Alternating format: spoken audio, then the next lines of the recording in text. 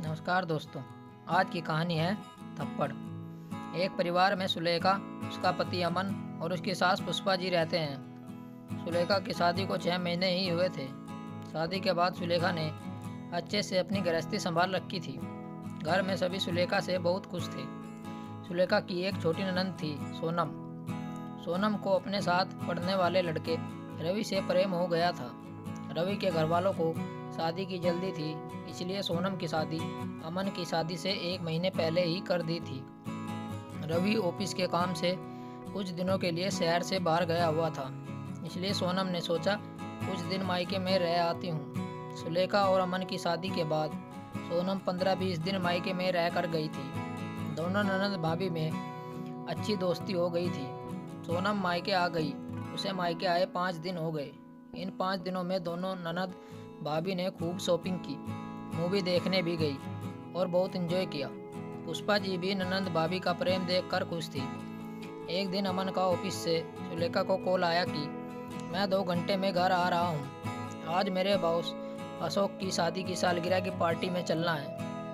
उन्होंने मुझे 3 दिन पहले ही इनवाइट कर दिया था, और ऑफिस के काम में मैं तुम्हें बताना भूल गया। प्लीज़ अच्छे से तैयार रहना। सुलेखा ने कहा, अमन तुम्हें पहले बताना था। खैर छोड़ो, मैं तैयार रहूँगी। फ़ोन रखने के बाद सुलेखा सोचने लगी, अभी 2 घंटे हैं, मेकअप कर लेती हूँ, पर सबसे पहले साड़ी कौन सी पहनूँ यह देख लेती हूँ। सुलेखा अलमारी में साड़ियाँ देखने लगी। तभी सोनम भी कमरे में आ गई। सोनम को देखते ही सुलेखा ने उसे सारी बात बताई। सोनम ने कहा, भाभी आप चिंता ना करो, मैं एक पार्लर वाली को जानती हूँ, उसे घर आने को कह देती हूँ। सुलेखा ने कहा, ठीक है। सोनम ने पार्लर वाली को कॉल कर दिया। सुलेखा ने अलमारी से एक हरे रंग की सिल्क साड़ी निकाली, जो बेहद ही खूबसूरत थी। सोनम ने कहा, भाभी साड़ी बहुत अच्छी लग रही है। सुलेखा ने कहा, हाँ, ये साड़ी मेरी मम्मी की है, उन्हें यह साड़ी बेहद पसंद थी। मम्मी के गुजर जाने के बाद उनकी यह साड़ी मैं ले आई। जानती हो, इस साड़ी को देखकर मुझे एहसास होता है कि मेरी माँ मेरे आसपास है। मैं आज यही साड़ी पहनूंगी।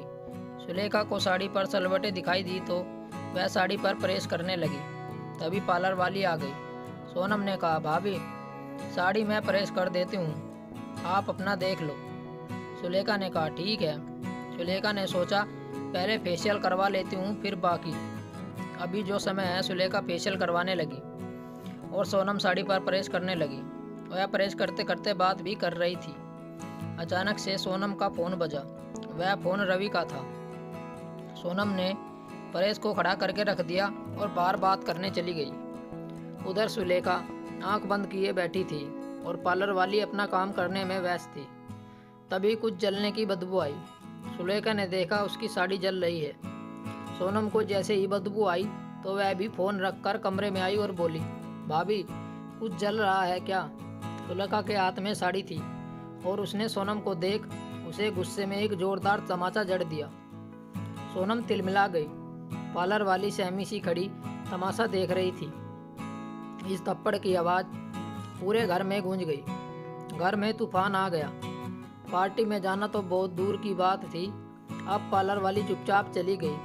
सोनम ने रोते हुए सारी बात अपनी माँ और भाई अमन को बताई। सुलेखा जली हुई साड़ी लेकर नम आंखों से अपने कमरे में ही बैठी थी। अमन ने सुलेखा से कहा, यह तुमने सही नहीं किया। तुम्हें यूं सोनम पर हाथ नहीं उठाना चाहिए था।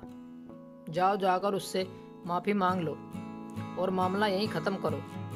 सुलेखा ने घूर कर देखा और कहा, तुम तो अपनी बहन का ही पक्ष लोगे ना।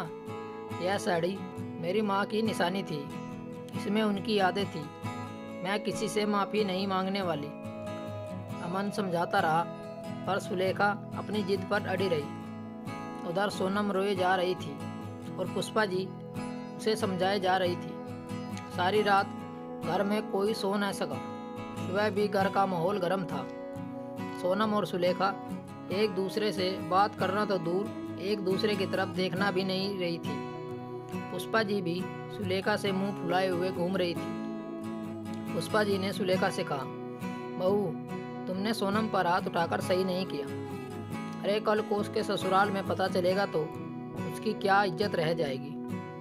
तुम उससे माफ़ी मांगो और बात को ख़त्म करो।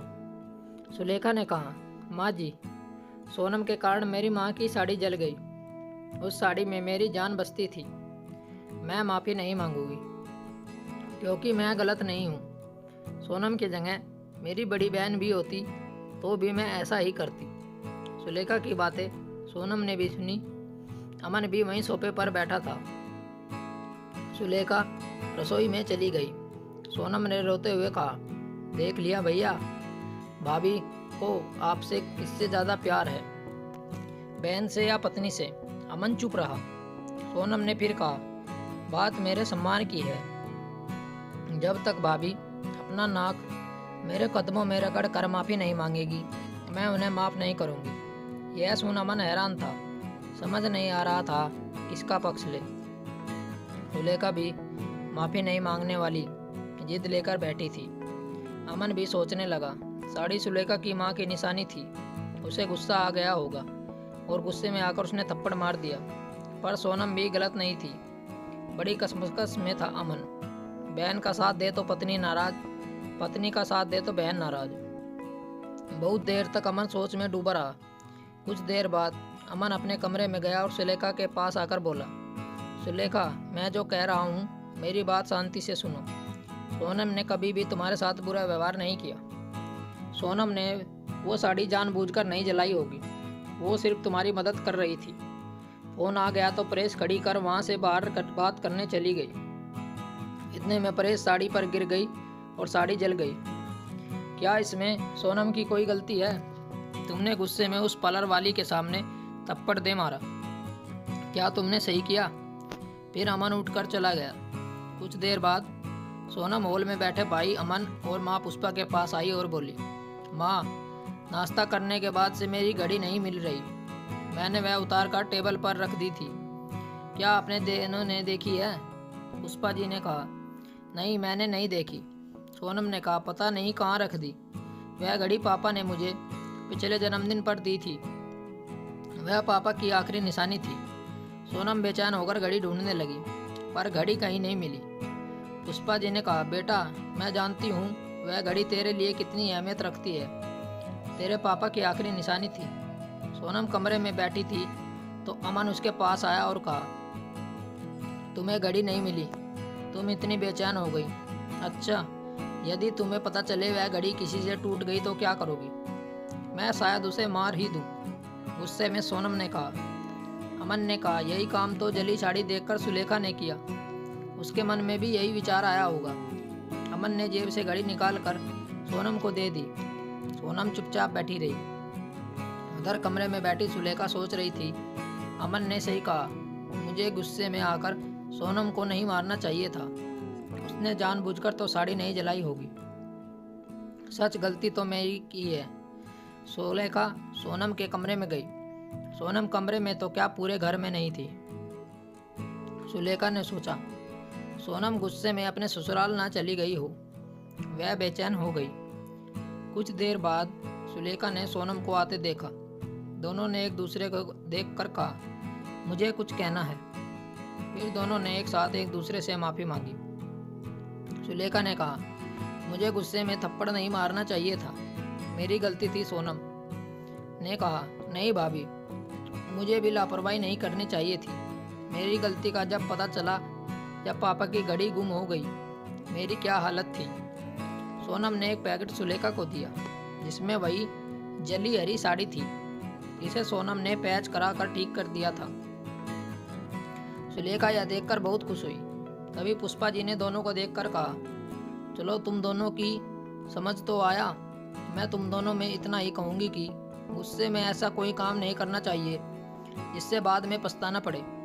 अमन ने हंसते हुए कहा, चलो, मेरा और माँ का आइडिया काम आ गया और यह झगड़ा सुलझ गया। दोनों ने अमन को गले लगा लिया।